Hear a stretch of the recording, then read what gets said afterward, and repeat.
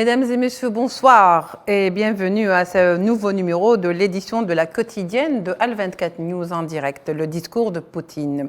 Un discours applaudi par les supporters du président russe et par les dirigeants des régions du Donbass, dont les populations ont choisi une fois pour toutes de se rattacher à la Russie. Un discours qui ne laisse pas indifférent puisqu'il suscite la réaction non seulement de ceux qui l'apprécient, mais également de ses détracteurs, qualifiés tantôt de guerriers, tantôt d'hostiles à l'Occident. Le discours de Poutine continue de faire couler beaucoup d'encre.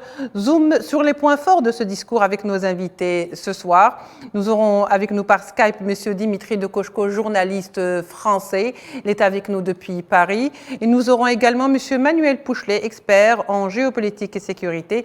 Il est également avec nous depuis Paris par Skype. Messieurs, bonsoir et merci d'avoir accepté notre invitation. Bonsoir, madame. Bonsoir. Je vais commencer avec vous, monsieur Dimitri de Koshko. Un discours donc virulent, on l'a entendu hier, à l'encontre de l'Occident, que Poutine a prononcé. Il n'a pas mâché ses mots. C'est le moins qu'on puisse dire, n'est-ce pas, monsieur Dimitri? C'est effectivement un discours, effectivement, comme vous avez dit, offensif. C'est effectivement sans doute le mot qu'on peut choisir. Il se produit, n'oubliez pas, à un moment où il y a un tournant dans les opérations militaires et un tournant en règle générale puisque on assiste à une implication de plus en plus directe de l'OTAN et notamment des États-Unis. Il y a déjà eu une implication directe sur le terrain avec la multiplication des mercenaires ou même des troupes déguisées en mercenaires lors de l'offensive sur la région de Kharkov, notamment avec la prise de Izium, et actuellement avec les batailles qui sont en train de se dérouler dans la région de Kherson, et notamment autour de Krasny Liman. Et d'autre part, il y a eu évidemment l'explosion de Nord Stream, des deux Nord Stream, qui évidemment vont plonger l'Europe occidentale, on peut dire, dans une situation quasiment dans la ruine en fait. Oui.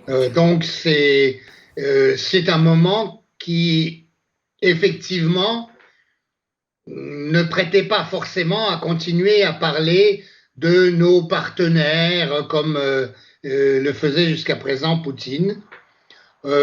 Il n'a, à vrai dire, toutes les thématiques qu'il a développées, ou presque, elles étaient déjà présentes dans plusieurs de ses discours avant, mais c'est vrai,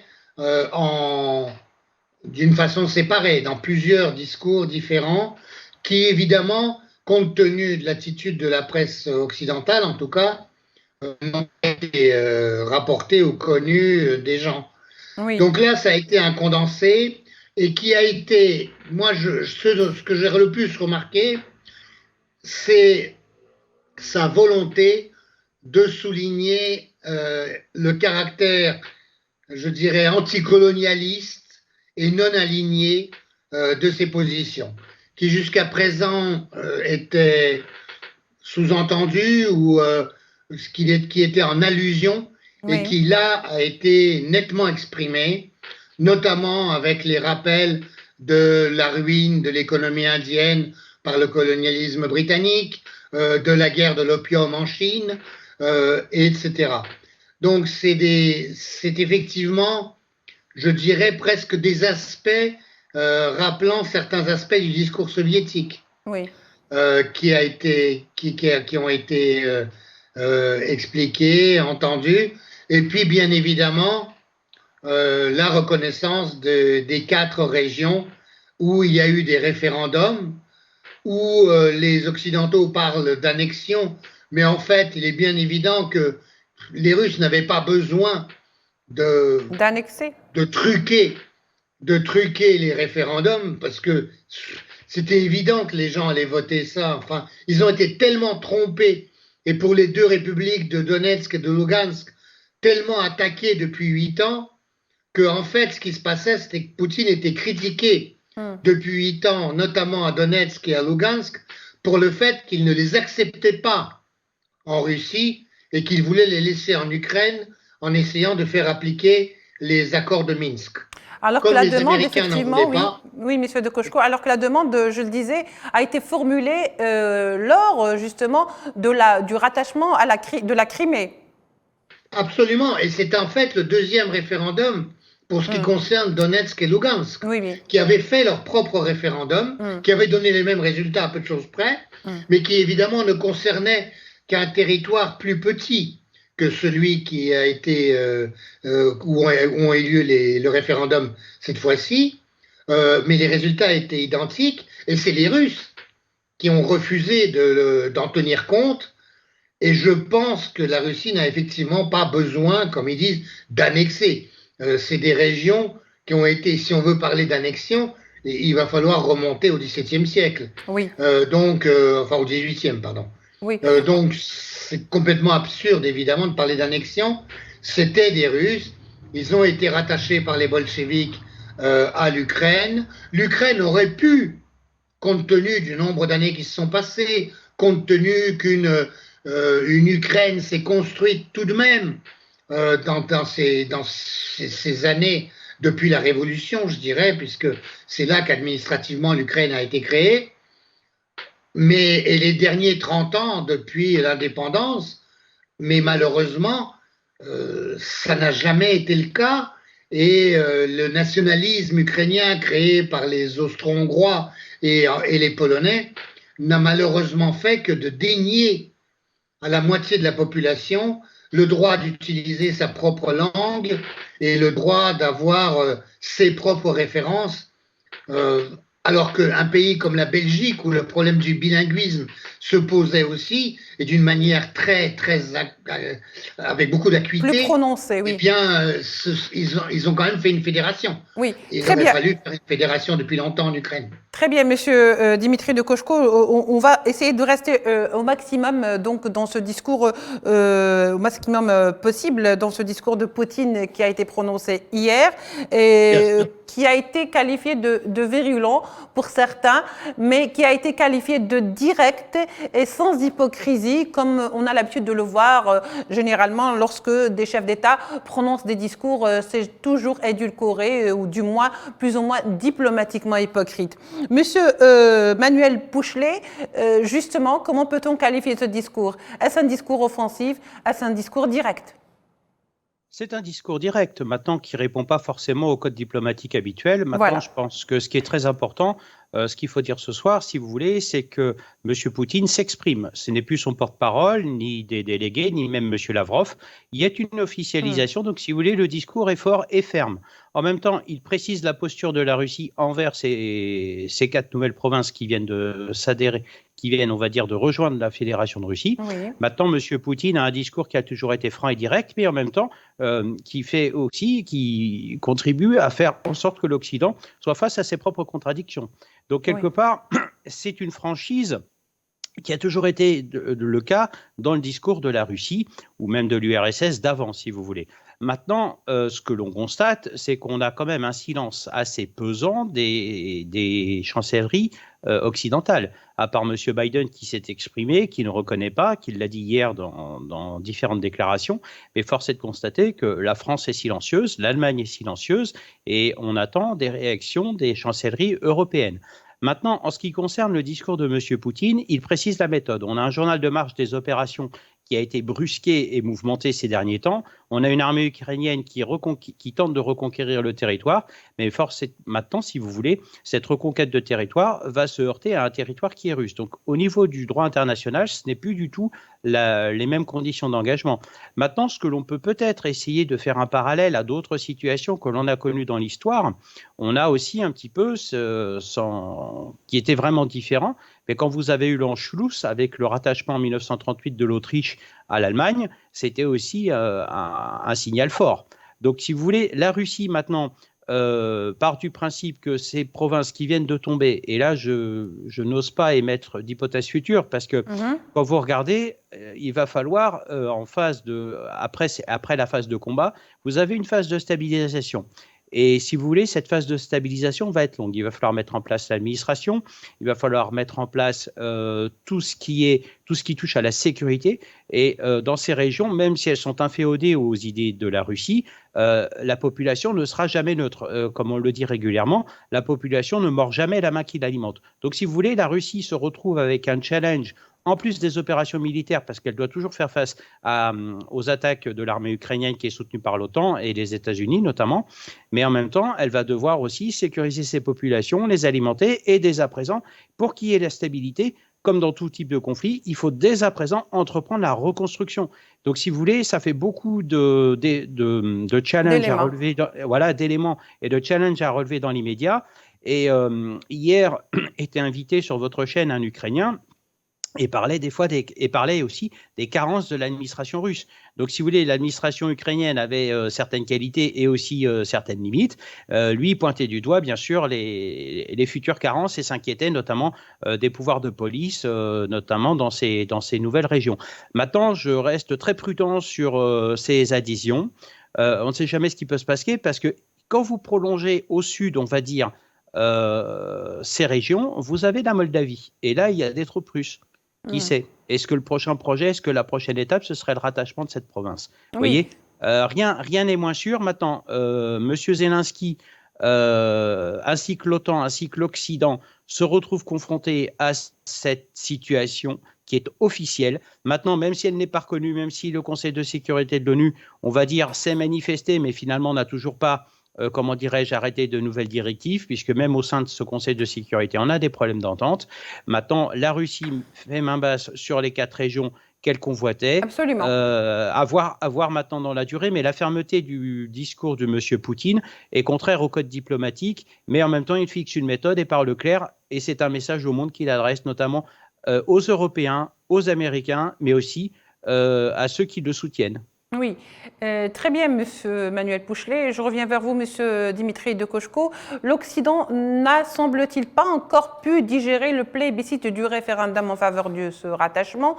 Le Conseil de sécurité, comme le disait tout à l'heure Monsieur Manuel Pouchelet de l'ONU, dans une résolution, a donc condamné ce référendum qu'il a, pour lui, qualifié d'annexion des terres ukrainiennes. Alors, hier, on l'a vu, le discours de Poutine, il ne reconnaît pas, il s'oppose complètement à cette résolution. Qu'en pensez-vous? De toute façon, il y a eu un veto à cette résolution, donc ce n'est pas vraiment une résolution. Et en revanche, le Conseil de sécurité devrait être convoqué à la demande de la Russie à propos des actes terroristes, qui sont sans doute du terrorisme d'État, contre le Nord Stream. Et c'est la France qui a demandé un report. Bon, on va voir ce que ça va donner. Oui. C'est comme ça. Oui, en tout cas, bien évidemment, comme le disait monsieur, il a parfaitement raison. Disons que les résultats de ce référendum et donc le rattachement de ces 4 régions à la Russie posent d'énormes problèmes à la Russie. Donc, ce n'est pas du tout une volonté délibérée et je dirais, heureuse de la Russie de se joindre ces 4 régions. C'est évident que c'est des dépenses énormes pour remettre tout ça en marche. Oui. 2, c'est une capacité de personnel au niveau de l'administration qu'il faut en gros reconstruire et en tout cas former à la législation russe. Et on a vu qu'en Crimée, ça avait posé d'énormes problèmes. 3, ça veut dire qu'il faut trouver ce personnel en Russie pour venir travailler dans les 4 provinces où la sécurité sera plus difficile à assurer que ça n'a été en Crimée, où la population était unanimement pour la Russie et où il y avait très peu de risques de terrorisme et autres de nationalistes ukrainiens. Alors que là, il y en a quand même plus dans ces régions-là qui sont ukrainiennes depuis près de 100 ans. Donc, ça va poser des très gros problèmes à la Russie. Et puis, bien évidemment, il y a la reconstruction tout court. Ce qui se fait à Mariupol en ce moment, par exemple, ce sont des reconstructions et ça aussi, ça a un coût, et ça a un coût même en personnel. Or, il est bien évident que la Russie ne va pas forcément arriver à encadrer toute l'administration et à la reformer, l'administration de ces 4 régions. C'est vraiment un grand défi. Alors maintenant, évidemment que la question au niveau stratégique, au niveau militaire, se pose de la prolongation, de la reconstitution, comme on dirait en termes russes, de la nouvelle Russie, la Novorossia, et qui devrait aller effectivement en arc de cercle, en sorte de croissant, entre Kharkov au nord et Odessa au sud, et donc bien évidemment avec la jonction avec la Transnistrie. C'est ce qui serait rationnel du point de vue de la Nouvelle-Russie, du point de vue aussi de la Russie d'aujourd'hui, confrontée à la guerre avec cette hostilité du régime de Kiev. Maintenant, pour arriver à le faire, ce n'est pas qu'une question militaire. La question militaire, elle est résolue, mais avec difficulté tout de même, avec la mobilisation partielle, avec le rappel des réservistes. Le défi administratif et économique, il est loin d'être réglé. Donc ça va quand même être très difficile, et il est évident que les régions qui ont voté là ces jours-ci vont aussi être sollicitées en matière d'autodéfense, c'est clair. Oui, très bien, Monsieur Dimitri. Cela aussi pose une autre question, puisqu'hier, dans son discours, le président Poutine, le président russe, a finalement officialisé, si vous voulez, le rattachement de ces 4 territoires à la Russie. Désormais, ce sont des territoires russes, selon Poutine, et parce que c'est un référendum qui s'est déroulé dans les normes et dans la règle de l'art. Alors, désormais, si ce sont des terres russes, M. Manuel Pouchelet, donc toute atteinte à ces territoires sera considérée comme une agression contre des territoires russes. Est-ce que cela va rentrer dans l'entendement des Occidentaux? Alors là, en fait, cette adhésion, si vous voulez, le jeu qui est dangereux, c'est qu'on a entendu souvent M. Poutine se prononcer sur l'utilisation de l'arme nucléaire. Et il l'a très bien dit à plusieurs reprises, si on attaque le territoire russe, je l'utilise. Et il l'a dit sans coup férir, si vous voulez. Maintenant, si vous voulez, l'arme nucléaire, c'est une arme de dissuasion. C'est une arme, c'est un peu la doctrine américaine, c'est de la guerre froide. La paix par la peur, si vous voulez. Mais l'utilisation de l'arme nucléaire, elle est réversible. On ne peut pas la maîtriser. Il suffit que les vents soient contraires et hop, ceux qui ont déclenché Est-ce que c'est les juste radiations. des menaces pour justement dissuader son ennemi Vous pensez qu'il va passer vraiment à l'action, M. Pouchelet? C'est difficile, on peut difficilement faire des paris sur cette question. Maintenant, je pense que M. Poutine fixe la ligne rouge de manière définitive. Il vient d'officialiser ces 4 nouvelles provinces. Une ligne rouge, d'ailleurs, que vous remarquerez que côté américain, on a encore du mal à définir. On a déjà eu un précédent avec Bachar el-Assad qui avait utilisé l'arme chimique contre les Kurdes, et les Américains n'avaient rien fait, si vous voulez. Donc maintenant, cette ligne rouge, M. Poutine la fixe, il est clair sur ses propos. Ces territoires sont maintenant russes. Donc, ça veut dire, je rappelle aussi pour un petit peu préciser certaines choses, quand on est en guerre, on a quand même une guerre de 2 nations. On a des troupes russes et des troupes ukrainiennes. Il y a des puissances qui s'ajoutent, mais qui ne sont pas vraiment reconnues comme puissances. Voilà, au niveau du droit international, c'est très compliqué parce que, si vous voulez, en termes de conditions d'engagement et de détention après des prisonniers, et ça n'a rien à voir, si vous voulez. Mais maintenant, attention, M. Poutine a un discours clair, il fixe la méthode, il précise sa méthode, il donne des directions. Et c'est un peu un grand chef d'état-major, puisque c'est le chef des armées et qu'il intervient sur le plan politique et sur la scène internationale. Maintenant, ce qu'il faut aussi dire, et ce qui est rassurant, c'est que heureusement, les liens diplomatiques ne sont pas complètement rompus. Ils sont discontinus, certes, mais ils ne sont pas rompus. Donc, si vous voulez, tant qu'il y a cette perspective de dialogue qui reste possible avec l'Occident, et notamment la France, avec le travail de M. Macron et ses équipes du Quai d'Orsay, c'est important. à voir comment les Il a autres… lui-même, dans son discours, je crois qu'il a ouvert en disant que la main reste tendue vers l'Ukraine. Il a même appelé les autorités ukrainiennes à faire la paix, à négocier. Je veux dire que c'était toujours été son appel, même si, entre-temps, il a dit que par rapport à ces terres russes qui ont été rattachées, qu'il les défendrait de toutes ses forces et par tous les moyens. Donc, c'est un petit peu la chose et son contraire pour essayer d'équilibrer. C'est difficile à dire, si vous voulez. On est dans une logique de guerre. On a aussi une communication de crise qui n'est pas forcément maîtrisée. Moi, je pense que de toute façon, ce qu'il faut retenir, les autorités ukrainiennes l'ont dit et clairement dit, elles aussi, de leur côté, parce que la clarté du discours est importante, si vous voulez. Elles ne seront en mesure de négocier que quand la Russie aura refranchi les frontières d'avant février, donc 2022. Donc attention, l'Ukraine, M. Zelensky l'a dit, il a eu des propos beaucoup plus durs ces derniers temps, mais il m'échappe peut-être un peu ce soir.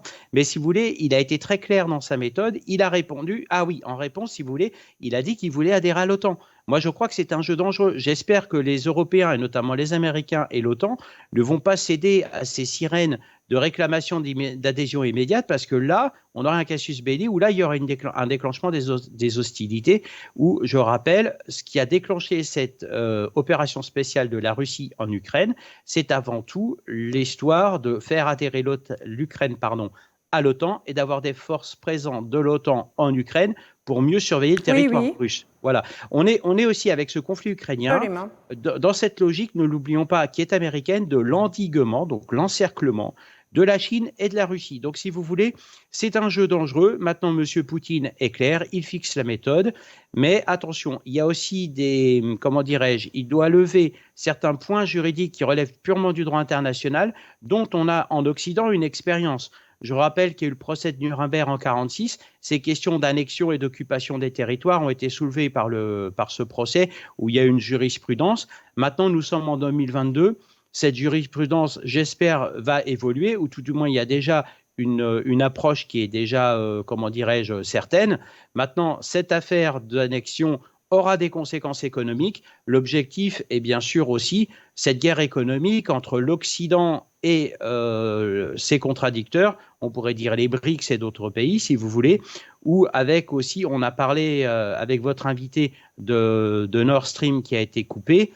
C'est un message clair en disant, voilà, pour une fois, messieurs les Européens, vous étiez en train d'arriver à monter un projet avec la Russie et nous, Américains, nous l'avons refusé. Voilà. Donc, en fait, attention, je rappelle que dans les temps précédents, pour avoir été un moment à certaines affaires, la Russie, si vous voulez, a toujours eu une main tendue vers l'Occident. Je rappelle qu'elle a les mêmes problèmes, elle a les mêmes ennemis. La Russie a l'ennemi terroriste qui, pour l'instant, ne s'est pas encore manifesté. Mais si vous voulez, il y a aussi un gros problème et c'est pour ça que M. Poutine cherche immédiatement cette stabilisation dans ces régions-là, parce qu'il a un autre échéancier qui s'appelle le Caucase. Et là, si vous voulez, où la situation est nettement plus instable. Oui.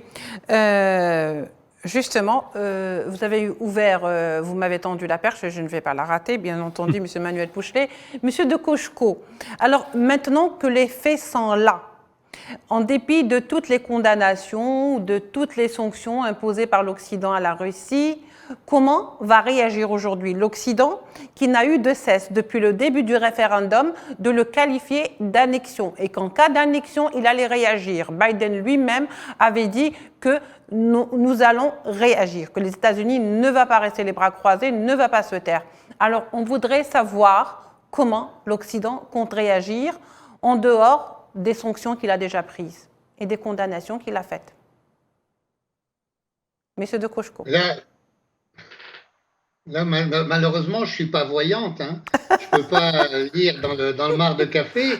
Biden a aussi dit qu'il empêcherait le Nord Stream.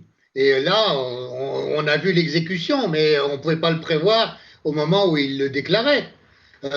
Simplement, bien évidemment, les Occidentaux, en tout cas l'OTAN, ne va pas reconnaître les référendums qui ont eu lieu. Je pense qu'à propos de ces référendums, on ne peut pas parler, on ne peut pas comparer en fait avec ce qui a pu se faire au procès de Nuremberg et avec la notion d'annexion. Parce qu'à la limite, ce à quoi c'est comparable, c'est par exemple à des référendums comme ce qu'on a fait, nous Français, à Mayotte, ou bien ce qui a été fait au Monténégro, par exemple, récemment, pour disloquer la Serbie. Pour ce qui est de la dislocation de la Serbie avec le Kosovo, il n'y a même pas eu de référendum. Donc, vous voyez, les précédents juridiques, ils seront plutôt à chercher de ce côté-là, et il est évident que c'est ce que dit Poutine dans son discours, les 2 poids, 2 mesures, quelquefois même 3 mesures, 3 poids, 3 mesures.